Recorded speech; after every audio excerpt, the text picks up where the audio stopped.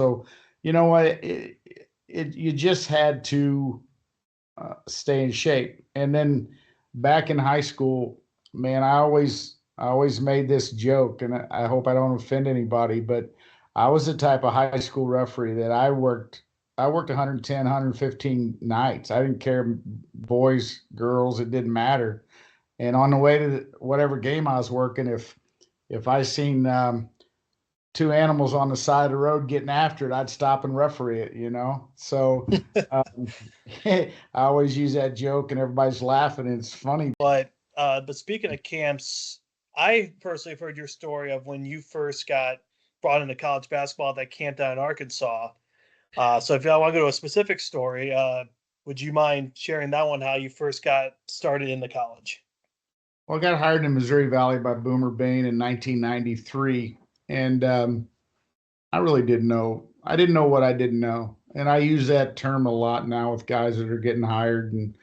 And I really didn't. And my first year I had 3 games, and who's now the Division II coordinator, my counterpart in the Gulf South in Memphis. Really, Yeah, see, I've met John. Good guy. just got off the phone with him about 20 minutes ago.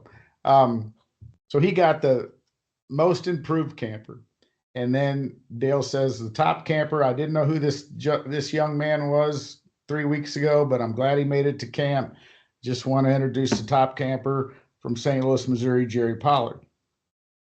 And I didn't even hear him. And the guy next to me from Maryland, he goes, dude, you just won top camper. I said, you're full of SHI, you know what? I said, no, I didn't. And I look up and everybody's looking at me. They turned around and looked at me. And Dale's waving at me to come on up. And I'm like, holy cow. And as I'm walking up there, I go by the table of St. Louis guys, and you could just feel the animosity. And I didn't do anything wrong. Hell, I was just there trying to referee and get hired, right?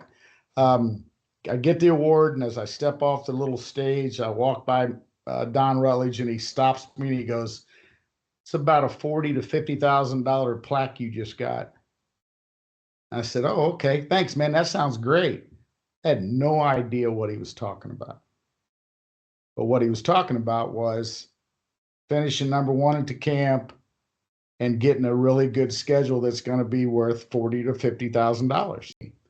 And we agreed on that, which, you know what, everybody win-win. And that's what we got to do, because 23-year-old guy getting into officiating needs to see plays every night, every day, anytime he can. It's all about seeing plays and gaining experience. So that's kind of my thought process on that whole thing. My wife. So pretty crazy.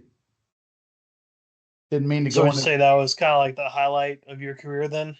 Oh, that was my next question. Is like, of 30 years, what would you say was the most memorable moment? That had to be it. And that game, March 12th, 2012, not March 12th, but February 24th, 2012, set the record for the highest decibel noise level ever in Allen Fieldhouse. And for 3 days, my ears were ringing. And that game was incredible. But I think he knew me well enough that if he apologized, that it would be over. And, you know, Fran Fraschilla was on the call. If you heard him, what he said, he goes, Bill Self and Gerry Pollard have been on the floor 150 times together. It's like two brothers fighting. That's the way Fran described the situation.